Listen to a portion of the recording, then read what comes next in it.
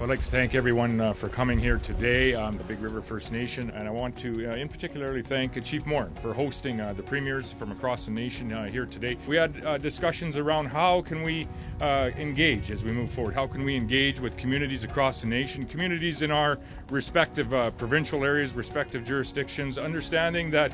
there isn't a one-size-fits-all with that engagement process, understanding that we need to work hard as provincial leaders to engage with our not only our Aboriginal communities, but communities across the provinces. That led to a broader discussion as well on engagement in general and engagement with our First Nations communities in the general economy, our Canadian economy, understanding that there is one economy in this nation, that we are all engaged in one economy on this globe, really an international economy, and how can we work together to ensure that all of the communities in Canada, First Nation or otherwise, are engaging to the maximum degree in the economy. It led us back actually to a discussion about where we are today in Big River First Nation and the engagement that